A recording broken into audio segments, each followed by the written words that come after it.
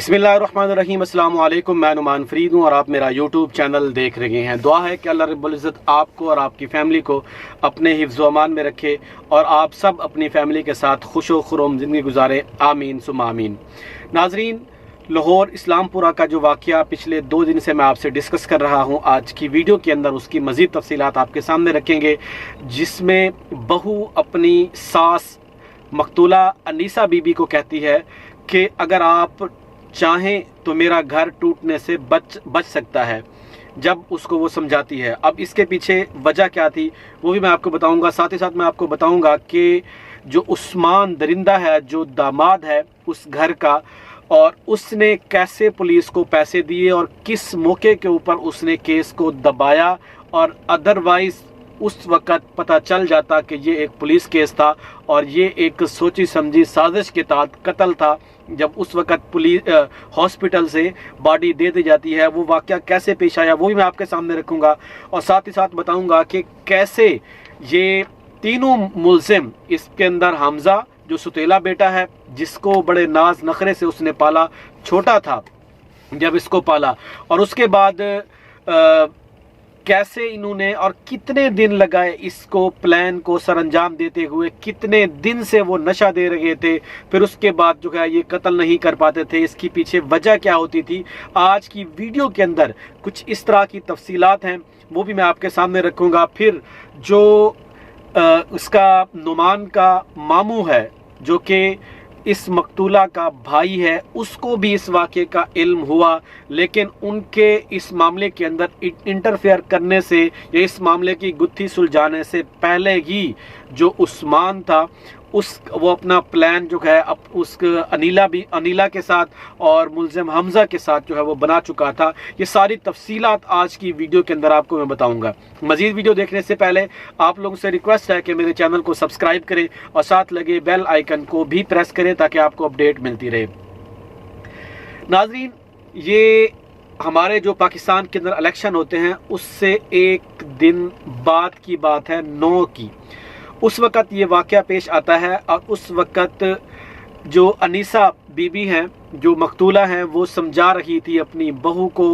और उस वक़्त वो कहती है उल्टा कि वो समझ जाए, लेकिन वो उल्टा अपनी सास को कहती है, अपनी फुप्पो को कहती है, सगी फुप्पो को, अगर आप चाहें तो मेरा घर टूटने से बच सकता है। बजाय कि वो शर्मशार होती, बजाय कि वो ये गंदे जो शर्म काम शुरू किए हुए थे उससे जो है तौबा कर लेती, लेकिन उसने इसको कंटिन्यू रखने के लिए जो है आगे एक गलीज़ काम करने के लिए प्लान बनाया हमज़ा के साथ और उस्मान दरिंदे के साथ, जो कि उसका दामाद था। अब वो अनीसा बीबी डरी हुई भी थी, क्योंकि एक तरफ उसकी बेटी का घर था, उस्मान उसका दामाद था, उसकी बेटी का घर ख़राब होता था, लेकिन उसने इस बात को छुपाया, फिर खामोशी से इसको हल करने की कोशिश की, लेकिन ऐसा नहीं हो सका। फिर उसके बाद जो है ये लोग क्या करते हैं, अब वन बाय वन मैं आपको मेन जो 2 पॉइंट है वो बताऊंगा कि इन्होंने कितने दिन नशा देते रहे, और उसके बाद जो उसकी पैसों वाली हॉस्पिटल के अंदर कहानी है, पुलिस को कैसे पैसे देकर जो है वो अपने उसके साले को और अपने ससुर को कैसे चकमा दिया, और उसके बाद जो है केस उस वक़्त जब पता चल जाता उसी दिन ही कि ये एक मर्डर है और एक सोची समझी साजिश के तहत ये कत्ल किया गया है, उससे पता चल जाता। ये दोनों चीज़ें मैं आपको बताता हूँ, लेकिन पहले आपको मैं बताता हूँ कि 5 से 6 दिन लगातार अनीला अपनी सास, अपनी सगी फुप्पो को नशा पिलाती रही उसको, वो सो जाती, लेकिन जब ये उसके घर के अंदर कत्ल करने के लिए दाखिल होती तो उस वक़्त कोई ना कोई आ जाता और उस वक़्त जो है इनका मंसूबा नाकाम हो जाता। ये खुद हमज़ा की और अनीला की बताई हुई स्टोरी है कि 5 से 6 दिन से वो उसको किसी चीज़ के अंदर नशा दे रही थी। जब उसको नशा होता है तो उस वक़्त जिस दिन ये वाक़या हुआ, उस्मान आता है, अपनी सास को उसके गिरबान से पकड़ता है, घसीटता हुआ बाहर ले जाता है, फिर उसके ऊपर तशद्दुद करता है, मुक्के मारता है, उसके बाद उसको पीछे से डंडा मारता है। अब यहाँ पे अफसोस की बात ये होती है कि उस वक़्त जो अनीसा बीबी होती है उस्मान को पुकारती है, मुझे बचाएं। अब उसको क्या पता कि वही दरिंदा ही असल इसका मास्टरमाइंड है। तो नाज़रीन, उसके बाद होता ये है کہ جب وہ مر جاتی ہے اس کے اوپر ڈنڈے برسائے جاتے ہیں مکوں سے، پھر اس کے بعد اس کے تکیہ رکھ کر اس کے منہ کے اوپر چڑھ کر عثمان بیٹھ جاتا ہے۔ جب وہ مر جاتی ہے تو وہ غلیظ عورت جو کہ ایک بہو ہے، ایک بیٹی بھی ہے، ایک اس کی بھتیجی بھی ہے، وہ جوتی اٹھاتی ہے اور اس کے منہ کے اوپر جو ہے وہ مارتی ہے۔ جو عورت اس وقت دنیا سے رخصت ہو گئی ہے اس کے منہ کے اوپر وہ جوتیاں مارتی ہے۔ تو اس قدر پھر اس کے بعد نعمان کو کال کی جاتی ہے، اس کا جو نعمان کا ستیلا باپ ہے اس کو کال کی جاتی ہے، پھر وہ ہاسپٹل لے جایا جاتا ہے اور جھوٹ بولتا ہے کہ میں 5 منٹ پہلے ہی پہنچا ہوں، یہ اس کے اندر واش روم کے اندر، غسل خانے کے اندر، اور اس کے بعد اس کے سر پہ چوٹ آئی اور اس کے بعد اس کی موت واقع ہو گئی۔ اب